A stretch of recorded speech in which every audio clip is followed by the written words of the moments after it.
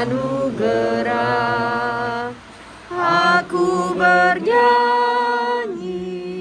bahagia, memuji Yesus selamanya.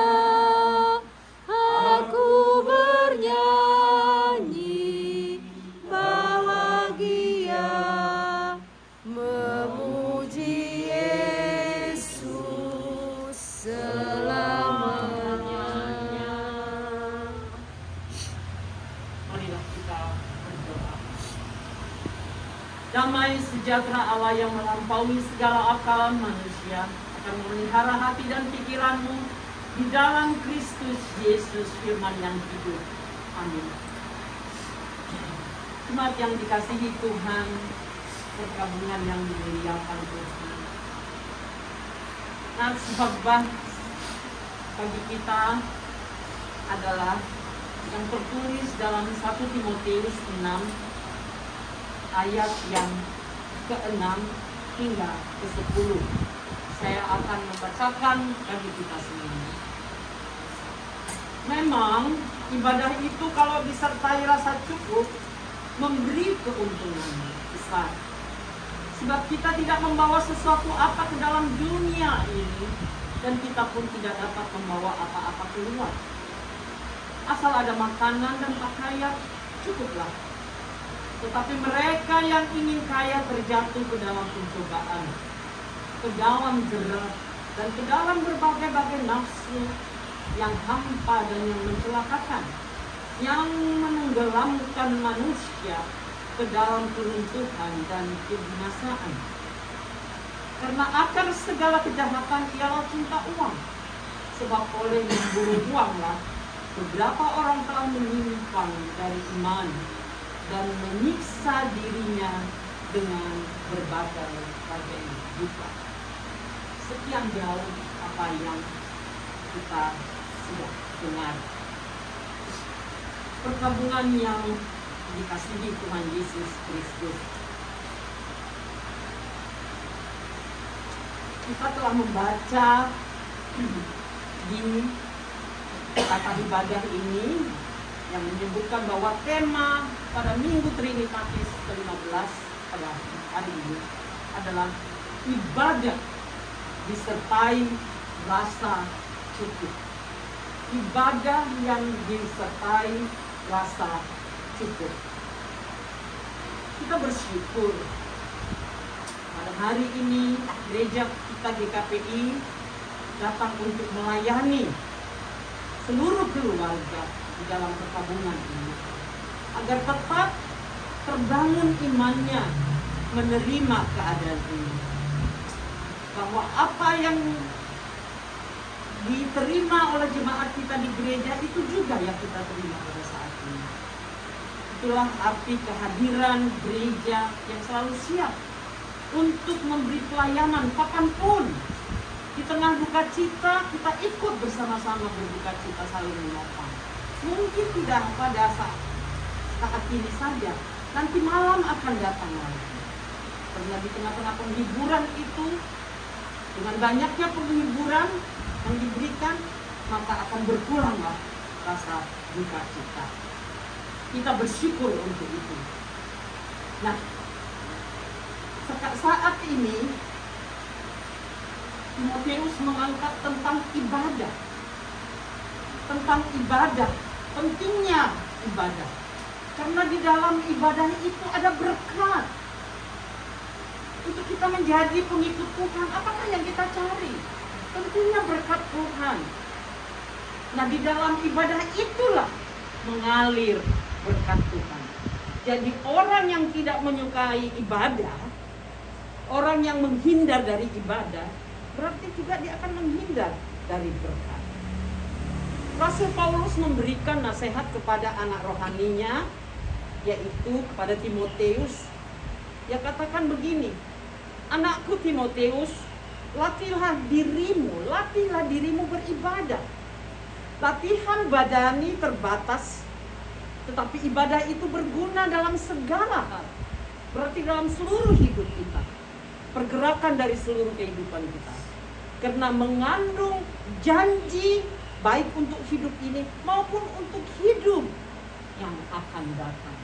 Jadi tidak hanya dibuat janji apa yang akan kita dapatkan bagi orang yang ikut beribadah saat kita di dunia ini, tapi di luar sesudah dunia ini berakhir, kita berakhir dari dunia ini. Apa yang kita dapatkan? Berkat menjadi hidup kekal yang akan disediakan bagi kita. Nah, untuk itu Timotius berharap apabila mengikuti ibadah, janganlah itu dirasa semacam rutinitas. Banyak orang yang merasa, kalau saya nggak beribadah nggak klop rasanya pergi. Jadi dia tidak mengambil makna yang terdalam di dalamnya. Pokoknya hadir di dalam ibadah hanya supaya memenuhi bahwa kekelopan, ya tercukupinya gitu. Jadi bukan berkatnya. Daud berkata, aku bersukacita ketika dikatakan orang kepadaku, mari kita pergi ke tempat Tuhan. Itu sangat baik bagiku. Orang percaya dalam hal beribadah, dalam hal ini Daud untuk selalu dekat dengan Tuhan.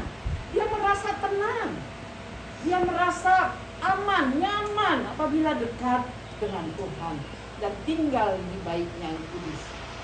Itu sangat besar dan dalam artinya bagi Daud. Ketika ajakan untuk pergi ke rumah Tuhan, ia pun meresponinya dengan sukacita, ketenangan dan keteduhan hati. Itulah yang kita alami saat penyembahan itu terjadi dimanapun ada ibadah. Di sini pun saat ini dalam penyembahan ini kita mengalami satu kuasa yang turun dari Tuhan. Saudara-saudaraku, dalam perkabungan, ibadah adalah bagian terpenting dari hidup orang percaya. Tuhan menginginkan umatnya datang beribadah kepadanya dengan sungguh-sungguh, tidak main-main, tidak setengah-setengah. Kalau saya sempat, tetapi kita harus memberi tempat, ruang, dan waktu untuk beribadah. Harus disertai hati yang takut akan Tuhan, ya, dan hormat. Beribadah bisa saja personal, secara pribadi. Beribadah bisa juga secara bersama dengan seluruh jemaat yang kita ikuti setiap minggu. Dalam ibadah ada pujian, ada musik, ada korban persembahan, ada pelayanan firman Tuhan. Melalui ibadah Tuhan semakin dipermuliakan dan setiap orang beribadah kepadanya dengan sungguh-sungguh akan beroleh berkat. Jadi kalau ada orang yang meninggalkan ibadah di tengah-tengah, lah kasihan banget gitu, setengah. Jadi berkatnya dia nggak dapat. Nah, tapi pernah juga ada keluarga saya ya, yang paling dia merindukan katanya berkatnya. Tetapi dia selalu terlambat. Setengah ibadah itu sudah berjalan karena yang dirindukannya itu nanti dia dapat berkat gitu. Saya kira itu pun salah juga. Ibadah itu harus diikuti dari awal sampai akhir. Nah, berkatnya lengkap. Itu yang kita rindukan. Nah, jadi di dalam beribadah mari kita ingat bahwa yang terutama bagi Tuhan bukan hingar-bingarnya musik itu, bukan juga besarnya persembahan yang kita berikan, bukan juga adanya pengkhotbah yang luar biasa yang datang pada saat itu, tetapi adalah yang dituntut adalah sikap hati kita di dalam beribadah. Sikap hati kita dalam beribadah. Tuhan benci kepada kepura-puraan atau kepada rutinitas, tetapi Tuhan mau kita sadar dan melihat hati kita yang siap diisi oleh firman-Nya, siap diisi oleh berkat Tuhan, rohani kita. Ibadah disertai rasa cukup, kata Timotius, adalah memberi rasa damai dan ketenangan. Ya, kalau di tengah-tengah kita selalu khawatir dan merasa kita tidak cukup, ya tidak ada ketenangan hati, sehingga mencari-cari bagaimana supaya saya dapat lebih gitu. Jadi ternyata merasa cukup itu adalah satu kunci juga untuk mendapatkan damai sejahtera dan ketenangan. Dalam ketenangan dan hal ini kita harus mau mawas diri agar kita dapat mengontrol diri agar tidak jatuh menjadi orang-orang yang menjadi materialistis. Yang kita pikirkan hanya semata-mata adalah hal-hal yang duniawi.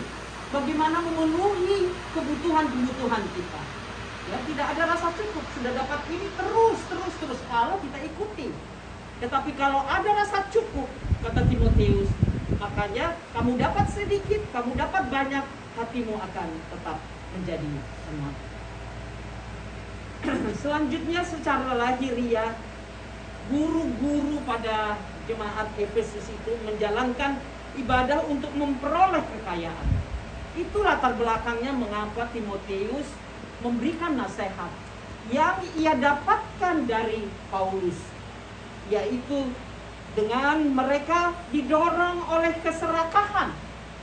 Itu para pemuka-pemuka agama itu membuat sedemikian rupa untuk mendatangkan kekayaan bagi mereka. Dan mereka ingin Tuhan juga memberkati, dia katakan itu berkat, tetapi mereka salah dalam ajarannya. Kata cukup mengajar kita hendaknya merasa puas dengan kebutuhan yang sudah ada, pokok, sandang, pangan, dan sebagainya. Dan kita akan menjadi kaya dari hasil yang disertai oleh kejujuran, kebenaran mendapatkannya. Berkat Tuhan, tetapi kalaupun tidak kaya misalnya, hati tetap bagi orang-orang yang dipimpin oleh Tuhan, hatinya saleh, ya, hidup benar, akan selalu bersyukur, baik dalam segala keadaan. Berlimpah pun, kurang pun, tetap ada rasa syukur. Nah, kekayaan dan kemiskinan bukanlah ukuran. Orang-orang dunia selalu mengukur dan menilai sesamanya hanya berdasarkan apa yang terlihat oleh mata. Mengukur dan menilai berdasarkan harta dan materi. Manusia juga cenderung menghormati orang kaya, bahkan rela melakukan apa saja demi mendapatkan perhatian dari si kaya. Ya, ambil muka misalnya. Sebaliknya manusia memandang rendah dan meremehkan juga keadaan orang miskin. Itu nyata dalam kehidupan sehari-hari kita. Ada pemahaman yang salah kaprah. Orang kaya kita anggap wah penuh berkat, diberkati Tuhan. Padahal mungkin saja kekayaan itu didapat dengan tidak jujur. Ya, sedangkan orang miskin dinilai sebagai orang yang tidak benar di hadapan Tuhan, sehingga tidak diberkati. Itu salah kaprah namanya. Jangan pernah mengukur kualitas rohani dari kekayaan atau kemiskinan. Kita harus berhati-hati dalam hal ini. Di hadapan Tuhan, orang kaya dan orang miskin itu sama. Yang membedakan adalah kualitas hidup rohaninya, bukan hal-hal yang lahiriah. Kekayaan atau kemiskinan bukanlah ukuran apakah seorang diberkati atau tidak diberkati Tuhan. Seringkali juga terjadi kekayaan atau kemiskinan mempengaruhi sikap dan karakter hidup seseorang. Orang kaya cenderung menjadi sombong, cenderung menganggap diri sudah super, bahwa segalanya bisa dia raih. Hari ini dia bisa berpikir masih di sini sarapan pagi, akan siangnya sudah di Singapura misalnya.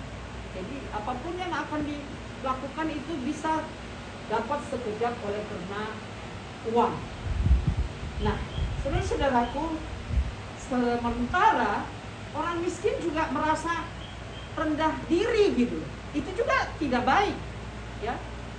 Nah, apa yang didapat itu berhasil keringat kita, mari kita hargai. Bagaimana orang menghargai itu kalau kita tidak menghargai diri kita sendiri? Jadi jangan merasa minder. Nah itu tadi, kalau sudah merasa cukup dalam keberadaannya sedikit pun cukup, banyak pun cukup. Ini yang terutama. Jangan sampai kekayaan dan kemiskinan mempengaruhi kasih dan hubungan kita dengan Tuhan dan juga dengan sesama. Ada banyak orang Kristen ketika masih dalam keadaan pas-pasan begitu setia mencari Tuhan. Wah, luar biasa. Berdoa rajin, ya, karena ada niat-niat tertentu. Tetapi begitu hidupnya mulai dipulihkan dan diberkati secara materi, mereka menjadi lupa diri dan sudah kasih terhadap Tuhan pun semakin luntur dan semakin berkurang. Tidak sedikit pula orang dalam keadaan kekurangan miskin menjadi kecewa. Kenapa sih Tuhan hidupku begini terus? Penderitaan terus. Kok mencari hanya sesuap nasi menyepalakan anak aja satu? Kok susah banget sih? Nah itu tadi, kalau ada rasa cukup, ya, kita mendapat makanan, minuman, tidak sampai meminta-minta. Nah itu ada rasa damai dan ketenangan. Itu yang dikatakan oleh Paulus. Nah, jangan sampai faktor materi dan kaya miskin menjauhkan kita dari Tuhan. Saudara-saudaraku yang terkasih di dalam Tuhan Yesus Kristus, perkabungan yang dimuliakan Tuhan. Makanya Timotius minta agar jemaat Tuhan waspadalah terhadap uang, ya, terhadap cinta uang.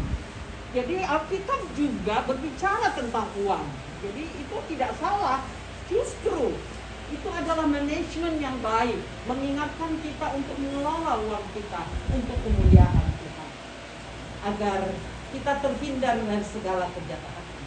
Cinta uang dapat sedikit pengen banyak dan bisa mengorbankan hal orang lain, dan juga bahkan banyak juga orang mengorbankan imannya dengan uang.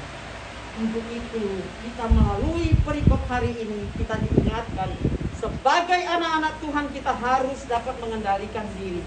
Kita senantiasa harus bersyukur dalam segala keadaan, memiliki rasa cukup dengan apa yang kita perlukan dan yang memberi damai sejahtera di dalam kehidupan kita sehari-hari. Perkabungan yang dimuliakan Tuhan. Kalau kita sekarang menghadapi jenazah dari Opungkire Boru yang kita kasihi ini, bagaimana kita menanggapi kematian orang percaya? Banyak orang beranggapan bahwa kematian adalah akhir dari segalanya. Karena itu setiap kali ada kematian, di situ ada tangisan, di situ ada kesedihan dan duka cita. Nah, lebih menyedihkan lagi karena tak mengerti tentang kematian. Ada banyak orang juga menjadikan orang yang sudah mati menjadi sesembahannya. Misalnya sesudah mati dikubur dan dia pergi terus ke kuburan, berbincang-bincang dengan kuburan itu, memohon ini dan itu. Nah, itu sudah salah, ya. Itu iblis yang bekerja di dalam hatinya, menyamar sebagai malaikat terang. Maka dia bisa berbicara dengan orang yang sudah meninggal. Padahal kalau sudah meninggal tidak ada lagi hubungan dengan kita. Nah, sering dijumpai juga orang Kristen yang kecewa lalu undur dari Tuhan karena sudah merasa berdoa tekun. Semua orang sudah diminta doa. Bahkan kita seluruh jemaat sudah mendoakan Opungkire ini berbulan-bulan untuk supaya sembuh. Saya sangat shock kemarin itu. Paginya saya lihat WA-nya Ria. Oh, dia didorong di kursi roda, pakai baju pink kalau nggak salah. Dan mukanya serang, walaupun tidak ada senyuman karena ada selang benda. Apa yang ada dalam hati saya? Mungkin perjamuan kudus itu mendatangkan kekuatan baru bagi Opungkire, sehingga dia mampu bertahan dan akan sembuh dan akan pulih. Melihat dibandingkan dengan dia ada di rumah sakit kemarin. Tetapi ternyata rancangan Tuhan itu bukanlah rancangan kita. Rancangan Tuhan itu jauh lebih indah dari rancangan. Di saat segarnya itu dia dipanggil Tuhan. dan semua syok.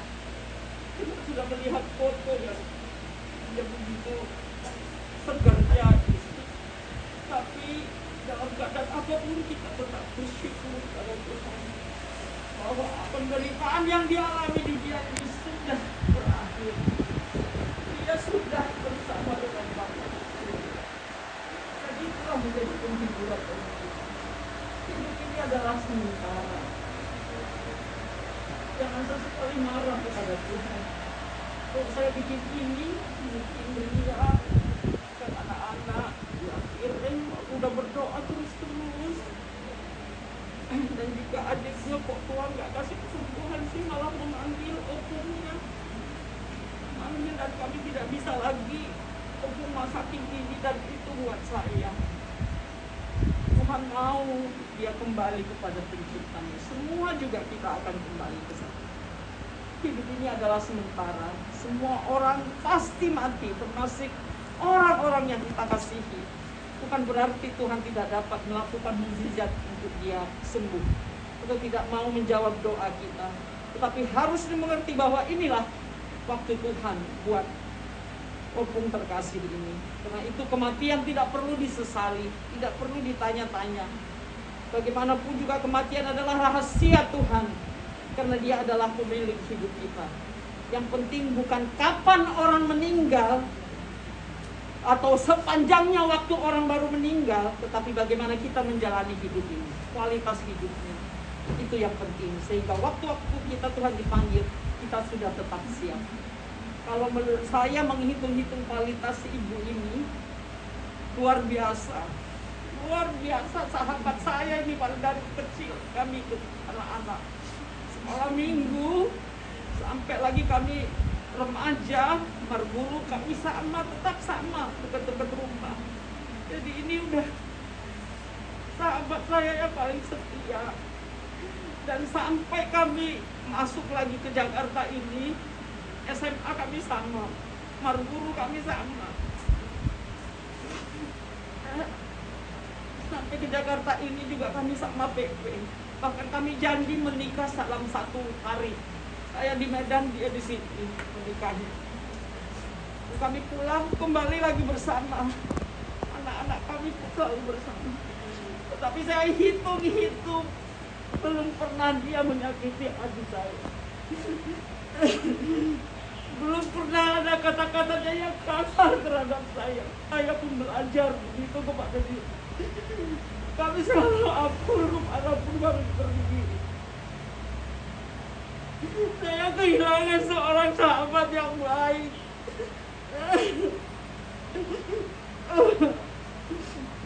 Dia selalu berusaha untuk membantu orang walaupun dia tubuhnya lelah. Bilang ada orang sakit, ada orang mati, selalu mau duluan pergi. Empatinya sangat tinggi. Tapi saya senang dia sudah berakhir itu. Ada penderitaan. Dia berangkat kepada Tuhannya. Dan dia lebih dikasihi Tuhan daripada kita mengasihi dia. Ada kepastian yang dipegang oleh keluarga. Setiap orang akan pasti mati. Orang yang mati dalam Tuhan akan hidup bersama dengan dia di dalam kodrat Allah. Bagi anak-anak yang muda ya sedikit agak menambah ya. Kalian adalah anak-anak kami. Mobil, Eksan, keluarga si Mama dia. Kedua, bapak papimu, mamimu ini adalah orang yang setia kepada Tuhan. Orang yang taat kepada Tuhan. Orang selalu rindu beribadah kepada Tuhan. Ia tidak mewariskan harta benda yang banyak kepada kalian. Tidak mewariskan rumah yang bagus atau apapun itu. Tapi ia mewariskan imannya kepada kalian. Ya. Teruskan. Ia pendoa. Ia mendoakan kalian tidak berhentinya. Ia selalu ingin melayani, tidak mau berhenti. walaupun dia sakit. Itulah yang kalian tiru. Teruskan itu. Jackson, kamu dimanapun, kamu mau di Bali, di mana, ujung manapun, lanjutkan. Papimu itu penatua, hamba Tuhan yang setia, hamba Tuhan yang baik. Saya mengenalnya dari sejak muda. Jadi nggak ada yang diwariskan kalian, semua harta itu akan ada. Tetapi warisan iman itulah yang kalian simpan dan lakukan seperti apa yang sudah mereka lakukan berdua. Itulah warisan yang ditinggalkan kepada kalian keturunan. Setia dan taatlah pada Tuhan. Rajinlah beribadah. Cukuplah melayani dimanapun. Andalkanlah Tuhan dalam segala hal. Tekunlah berdoa dan muliakanlah Tuhan di dalam hidup kalian. Amin. Mari kita berdoa. Terima kasih Tuhan untuk kebenaran firman yang boleh kami sampaikan seperti ini. Bagaimana Timotius menasehatkan kepada seluruh jemaat di muka bumi ini, dan khususnya kami keluarga jemaat GKP ini, dan juga perkabungan ini, Tuhan, agar apapun yang kami terima dari Tuhan, kami senantiasa merasakan kecukupan. Ibadah disertai rasa cukup akan mendatangkan rasa aman dan rasa damai sejahtera di dalam hati, sehingga kami tetap taat setia melakukan kehendak. Materaikanlah firman-Mu Tuhan di hati semua orang yang bergerak, khususnya bagi keturunan dari ibu terkasih ini, Kira ini, agar apa yang mereka dengar lewat kebenaran firman-Mu saat ini, Bapak, boleh terukir di hati mereka warisan iman. Kedua orang tua ini tidak meninggalkan harta yang berlimpah, tapi bejana yang tidak akan bisa diambil oleh siapapun itu yang dia tinggalkan, yaitu iman percayanya. Dan apa yang telah dia lakukan kepada Tuhan selama ini kiranya menjadi contoh dan menjadi panutan bagi seluruh keturunan yang untuk melakukannya ke depan.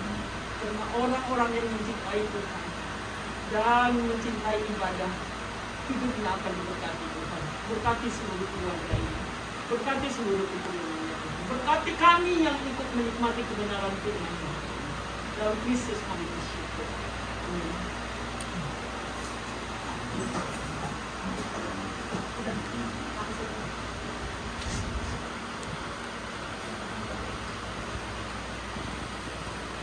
Baik, kita melanjutkan mengakhiri ibadah kita saat ini.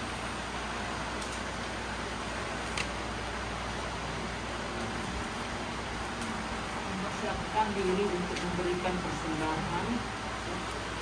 Kita menyanyi dari Kidung Jemaat 64. Itu kan?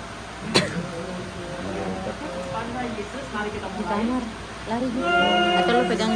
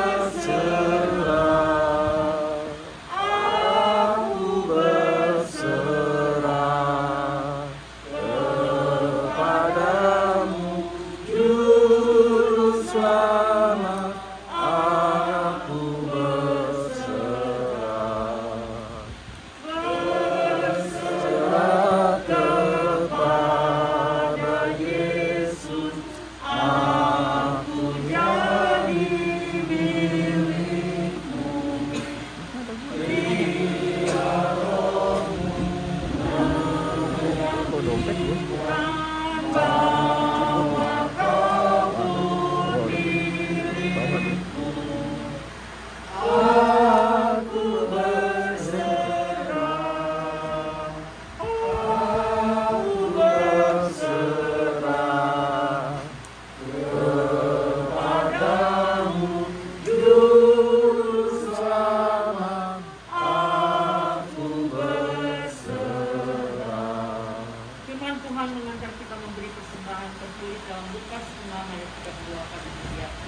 Carilah dan kamu akan diberi suatu takaran yang baik, yang dipadatkan, yang digoncang dan yang tumpah keluar akan curahkan ke dalam bidangmu. Sebab ukuran yang kamu pakai untuk mengukur akan diukurkan kepadamu. Marilah kita memberi persembahan di dalam sukacita dan di dalam kerendahan hati. Amin.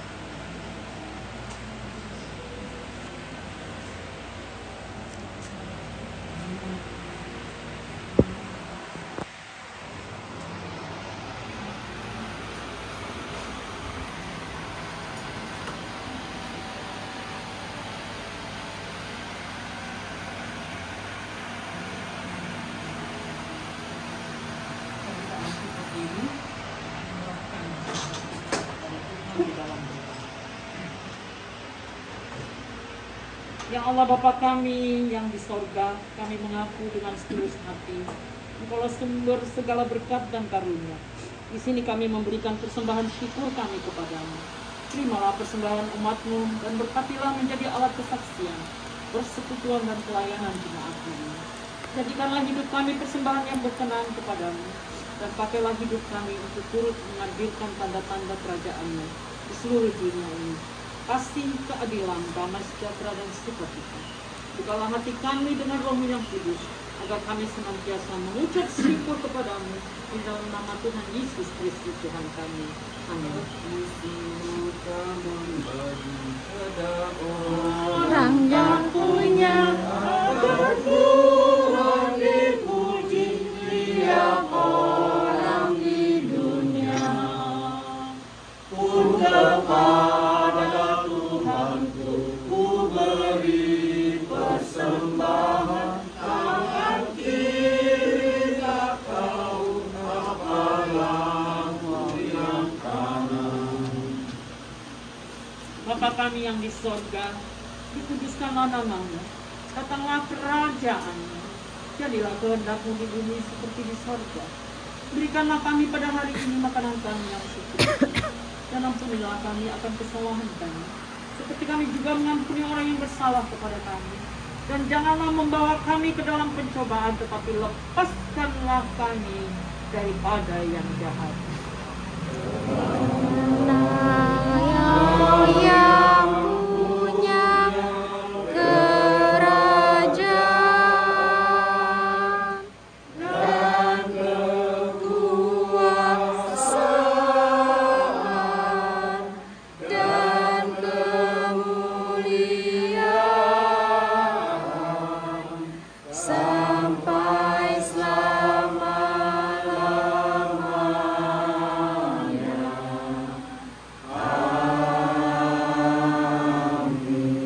Jemaat yang dikasihi Tuhan, terimalah berkat dari Tuhan.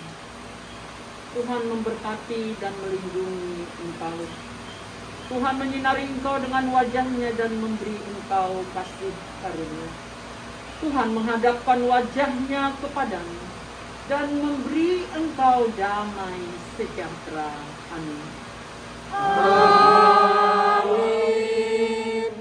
Amin. Amin.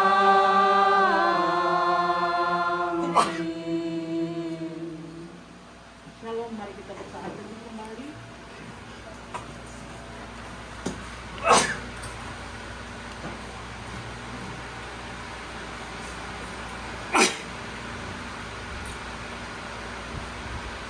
Mari kita salam kiri dan kanan.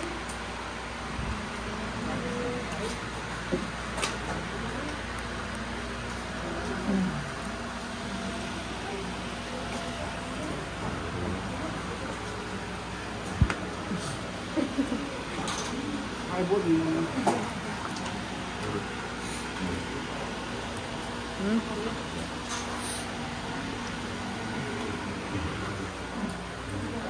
Ya. Thank you bang, thank you bang. Thank you, Kak. Iya. Boleh, Kak. Oh iya, ini kita bagiin, hai.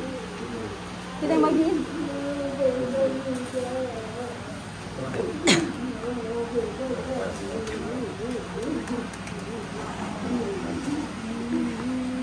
Ambil nasi yang di bank itu. Bantu Aju Michelle. Mon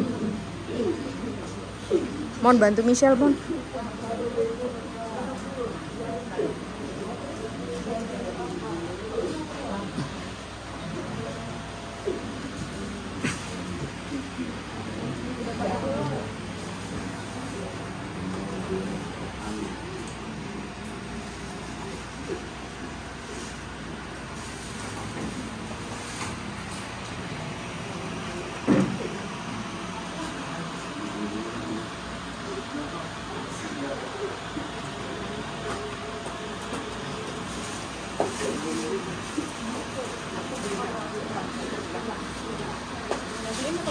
Kayak lagi nangis kan.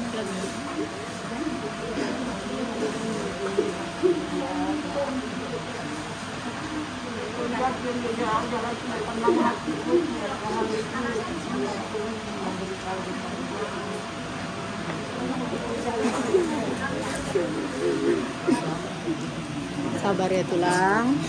Sama-sama sahabat lagi telur ya. Udah yang terbaik.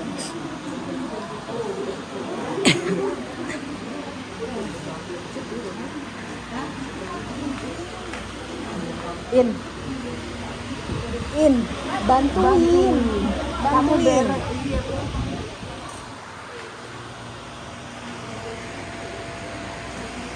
Apa itu? Bantuin ini. Yang ini angkat ini. Iya, itu. Iya, ke depan juga. Yang belum dapat kan. Ke depan juga. Ke depan sana.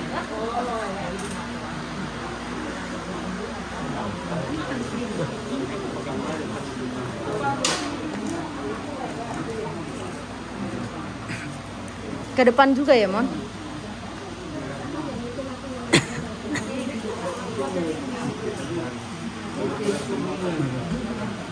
Mari kita.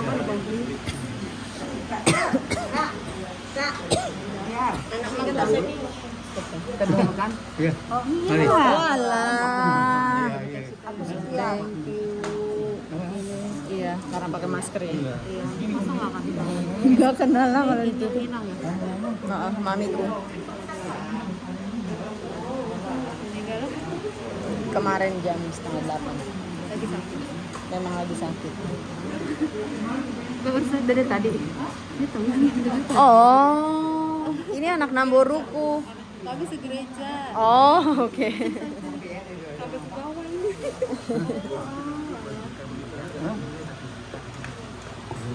Ini kasih juga. Udah. Mari.